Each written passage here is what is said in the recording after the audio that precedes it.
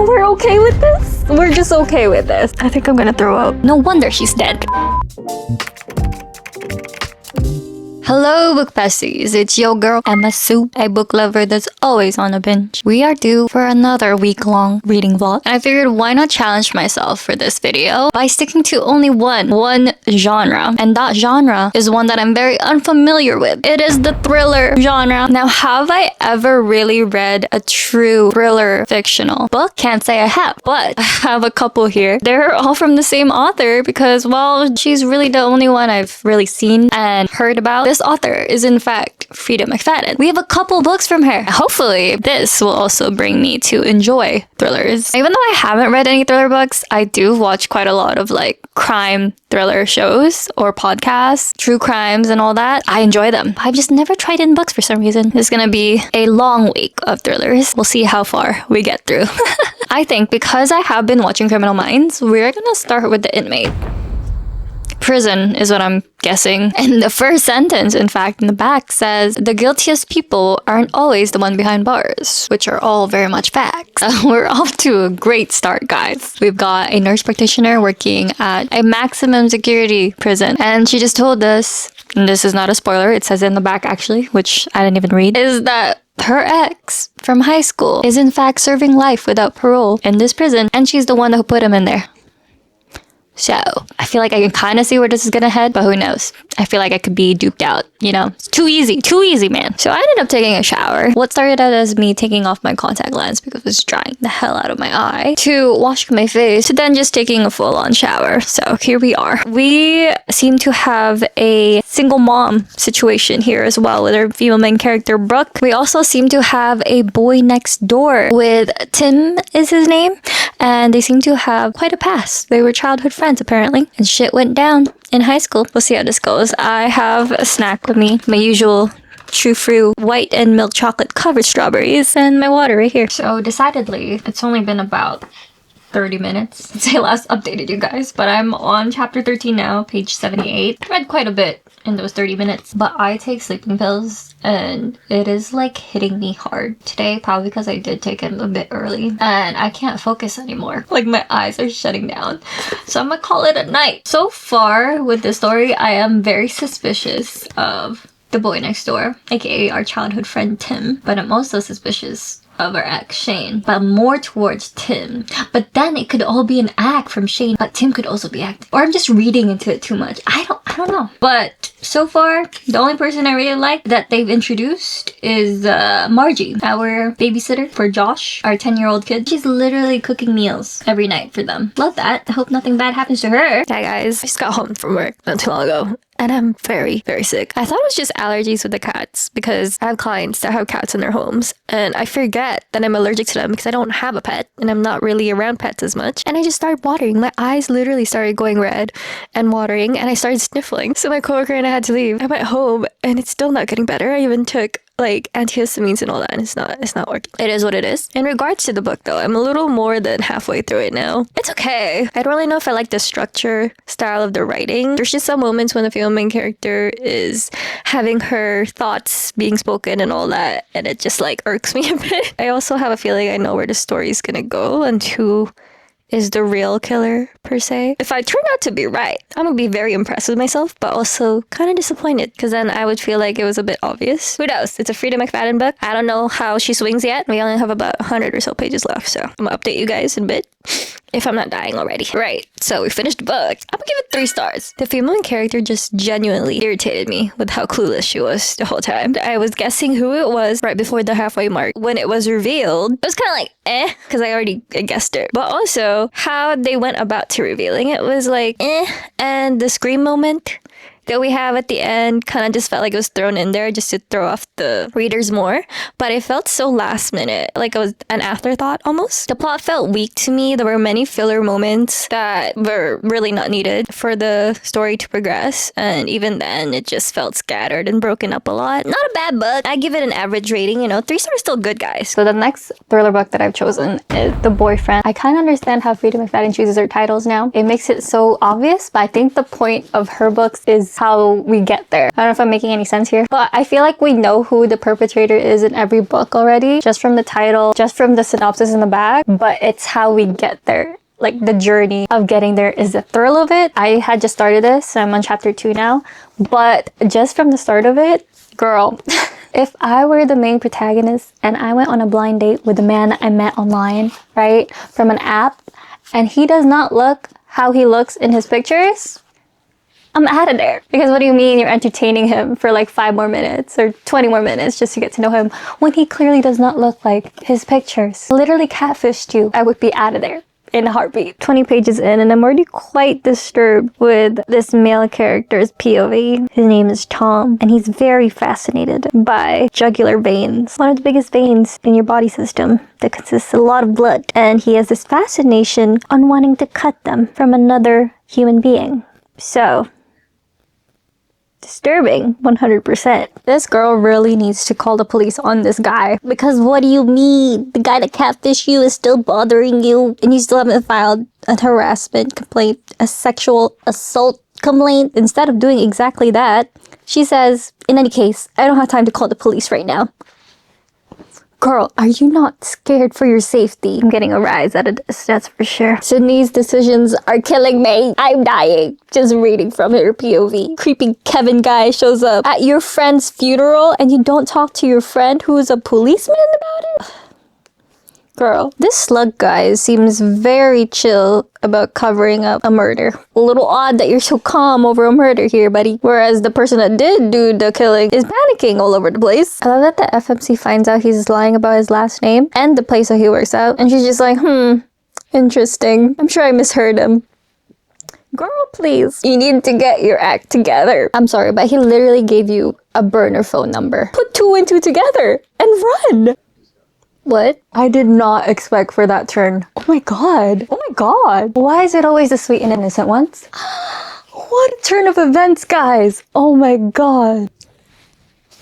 No, he didn't. What the fuck is this? What kind of fucking ending is that though? This is so fucked up, guys. This is actually literally so fucked up. And we're okay with this? We're just okay with this. Even the epilogue is so messed up. Wow. Okay, this was definitely way better than the Inmate. Still don't like the female main character. Sorry, not sorry. But the things that's happening around the female main character was very entertaining. I'm gonna give this one 3.5 stars. The plot twist in this was definitely one that caught me off guard. Did not see that coming. Did not think it would lead that way, but it did. And that ending? Oh my. Thank you, Freida McFadden. I enjoyed this one. Good morning. Actually, it's good evening and it's 7 p.m. I took a fat nap after work and I'm exhausted. But now I smell pizza and I'm hungry. I think that's why I actually woke up from this nap. But we're starting Never Lie by Freida McFadden next. This one is about a couple that buys out a house that was owned by a therapist, I believe. And in this house, they end up finding the cassette tapes that the doctor had to record her therapy sessions with the patients. And the wife goes through each one of them and then ends up finding out something really horrifying. And who's lying and who's telling the truth. I think I'm gonna probably really enjoy this one, actually. Before I start the book, I wanted to show you guys, I got a book haul today. Amazon just leaving a package on the porch. And I'm glad nobody seals it. I bought 4 books. First one, we got Eldritch by Carrie Lake. This is the second book in the Eating the Woods. The Wood Eating? What is it? The Eating Woods. It's a trilogy. This is the second book. Why does she have a hump? Amazon, what the hell? Next, we have Your Next by Tate James. This is the third book in the Devil's Backbone trilogy. And I'm actually reading this one soon because I did finish the first 2 on Audible. I also have the physical copies because I need to have my trophies. So I'm also going to be listening to this one and it's so good. I am enjoying the heck out of it. This is a dark reverse harem white shoes romance. Now these last 2 I actually haven't even read the series for, but I had to buy them. What's the series called? House of Devils series. This is book 4. Very thick as well. This is a dark urban fantasy romance. Not really sure what it's about yet, but we'll find out when I actually read this series. And then lastly, we've got Sinner's Atone by Sam Sketcher. And this is a dark mafia romance interconnected standalone series. I think. And that's all she wrote. 9 pages in, and I am not a fan of the husband whatsoever. The bar is set very, very low right now. If I were a psychiatrist, I don't think I would want my patients to be seen at my own house. I don't want to see them in my own home for a session, because then they'll know my address. And if shit goes down, they're gonna come after me. Why would you want that?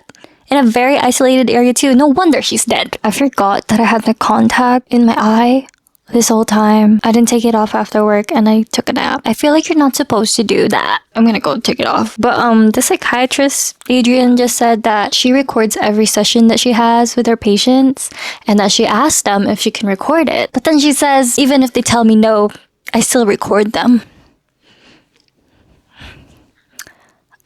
So that's not right. That's definitely a HIPAA regulation, breaking privacy and confidentiality rules there. I switched to the Kindle. This is actually one of the creepier ones that I've read from Freida McFadden so far. Like, I'm truly creeped out. Her husband put down this painting of this old psychiatrist because it's her home, right? And because it was creeping them out, turned it away from them and put it by the wall. Next thing you know, later on, she finds it right back on the wall, staring at her. That is terrifying. That is terrifying. Who is doing it? I don't know. I am sus about the husband though. She's listening to all these like tape recordings and they're just really aggressive patient. The FMC in this one though, I can barely tolerate as well. She's too swoon worthy over her husband. Honeymoon phase of marriage, I guess. So far I'm really enjoying it though. Ugh, I'm not liking the husband.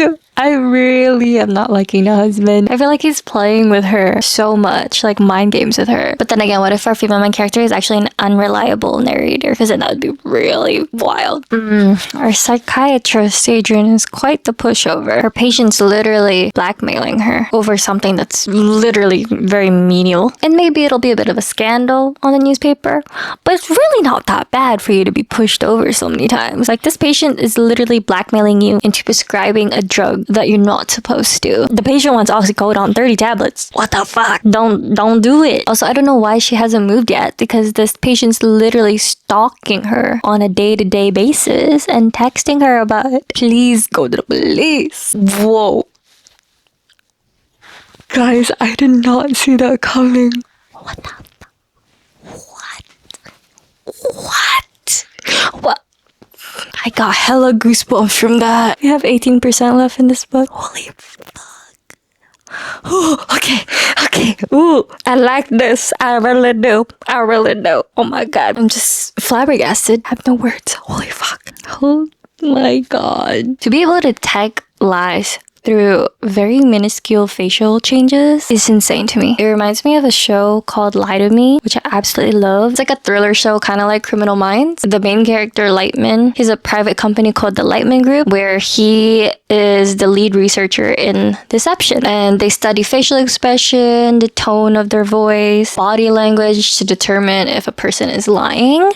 And he is so damn good at his job that everybody goes to him, even the government. So with our psychiatrist being able to tell like body language, their facial features and stuff like that, just reminded me of the show, and I love that show, and I'm loving this book. This is so twisted. It's fucking twisted. Shit. Right up my alley. That's for sure. My mother always says the only way 2 people can keep a secret is if one of them is dead. Cue Pretty Little Liars theme song. Got a secret, can't keep it. Swear this one you'll save. Gotta lock it in your pocket. Take it this one to the grave. If I show you what I know, you won't tell what I say. 'Cause 2 can keep a secret if one of them is dead. I love that reference. It all comes full circle. Oh, wait, fuck. I have no one to talk to about this. What? She did not just do that. What? Oh my god. What is happening? I'm shocked by that statement, but also I'm not surprised given their character. Okay. This is definitely not where I thought the direction would go. I'm not mad about it because Freida McFadden proved me wrong and really delivered that plot twist. Plural. Dang. Every man for themselves. I finished it. Holy shit. Freida McFadden I love this one. I really enjoyed this one. I had such a good time. The plot twist, I thought I was guessing it right, you know? Like, I truly thought I was gonna be able to guess it, but I didn't. She took it on another level. I'm giving it 3.75 stars. There's some stuff that I'm not that fond of, and there may be some certain scenarios that are truly too unbelievable. I am so thankful that I don't live in a mansion. That's all I have to say.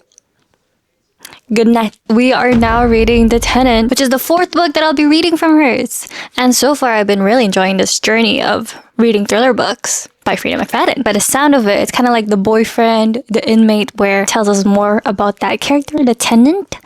But we'll see. There's no place like home. Blake Porter is riding high until he's not, fired abruptly from his job as a VP of marketing, and unable to make the mortgage payments on the new brownstone he shares with his fiancée. He's desperate to make ends meet. Enter Whitney, beautiful, charming, down to earth, and looking for a room to rent. She's exactly what Blake's looking for. Or is she? Okay. Because something isn't quite right. The neighbors start treating Blake differently. The smell of decay permeates his home no matter how hard he scrubs. Strange noises jar him awake in the middle of the night, and soon Blake fears someone knows his darkest secrets. Okay. Danger lives right at home, and by the time Blake realizes it, it'll be far too late. The trap is already set. I do love the secrets, especially with the last book we just read. I'm 13 pages in this book, and I already have a bone to pick with our main character. First of all, we get the POV of the male main character, Blake. This man has a fiance, and he's all loving towards this woman, right? Until the secretary of the company that he works at comes up at his door, knocks on it, and he looks at her, and he's literally thinking, she's got my attention. In that skirt, yes, holy crap, she has my attention. No way are you eyeing another woman right now after thinking so lovingly towards your fiance. I'm not fond of his demeanor, his personality. This is not a good start for him, and I honestly can't even feel bad about him losing his job. I don't know, man. If an older lady tells me that my husband's gonna kill me right there in the kitchen with a knife in such detail, I would also be very freaked out. Also, this man just can't stop leering at women. I don't like that. It's not like I'm going to mess around with the girl we live with right under my own fiance's nose. Why do you have to reassure yourself like that? We just met the new tenant. It's already off to a very odd start. Where is this gonna go? I have no clue. But all I know is I don't like the man. This is the tenant saying it, by the way. She says, when I want something, I never let anything get in my way. And he says, same. There's definitely a different meaning to that statement. I'm worried. My stomach is churning. It knows that this is not about to be a good time to be had. I think I'm gonna throw up. And not because there's anything gore that's happening at this moment, but this freaking conversation is making me want to throw up between the male main character and the tenant. You're telling me he can't have a normal conversation with her without covering his area with a pillow? And what is wrong with this lady? Why is she trying to go up to someone's fiance? I don't like this. This is... so many ways, this is very inappropriate. And Krista's sleeping. And I'm just like, girl, wake up. Get your man. Yeah, the tenant's got some issues too. Where did all that come from? Okay, so a very interesting development. I knew the tenant was crazy. And if she really did orchestrate this whole thing, that would be freaking wild. Am I starting to feel bad for Blake? Yeah, but like a very tiny amount. I still think he's a piece of shit. This man has such awful luck, or he really just has karma coming his way. I don't know. We don't know much yet. But they're both crazy. The tenant and him. The wife is kind of just there. But I'm still a little skeptical about her, so she's not out in the woods yet. After reading halfway through the book, we finally have our first death. And it's a death that I kind of saw coming, but not to how it actually occurred. Things just keep happening one after the other, and I'm actually enjoying the pace of it. Still can't get myself to like the main character, even though he's going through all the shit. Knowing Freida McFadden, there has to be more of a twist. You know, I feel like it's too easy to just think of it just being the tenant, being the main perpetrator. I just don't think I'm really invested in the character, but the story itself, I am enjoying. I swear, if this is like a psychological thing where something had caused him to do these things, and it happens to be the cookies, I will riot. I know, maybe I'm overthinking this, but that's what a Freida McFadden book does to you. It literally makes you overthink every little thing because it could be any little thing. She's been terrorizing everyone in her life since she was little a child. She was a devil child. This is why we don't take in strangers into our own home. Have we not learned from Never Lie? Whatever. Okay, I knew they had a play in this, but not to that extent. And just so many things are happening. Oh my god. Not the cookie. Why do they always have to destroy something so delicious? What's wild is there's a part 2, 70% into this book, and it says, don't worry, they both deserved it. That is why you don't cheat, people. Well, we finished the Tenant. I feel like the last bit there, the last 20 or so pages, kind of just been rushed just to give you more of a twist. But overall, not too bad. I would give this 3.5 stars because I definitely liked it more than the Inmate, but not enough like Never Lie. The overarching lesson of this book is to never cheat on your significant other because things can go from here to down here real fast, if you know what I mean. Alright everyone, these were all the thriller books by Freida McFadden that I've read in this vlog. Had a good time. I'll put the final rating on the screen as well, in case you guys wanted a little recap on the ratings there. This has been the most interesting, yet also frustrating reading week for me. Back-to-back thrillers and nothing in between, which is quite different for me. Because as a mood reader, I tend to switch up genres often. So doing thrillers back-to-back were just totally not something I would do. It definitely made me want to read more thrillers in the future, maybe from a different author. But Freida McFadden, I enjoyed your craft. I do get frustrated with your characters, but I think you do it on purpose to get me riled up. And you know what? I'm here for it. That's all for this vlog. If you guys like seeing these kinds of vlogs, please let me know and let me know what kind of books you want me to read next. And if you would like a reading vlog on it, I would totally do it for you guys. And I do enjoy making these. So I love you guys and I'll see you in my next video.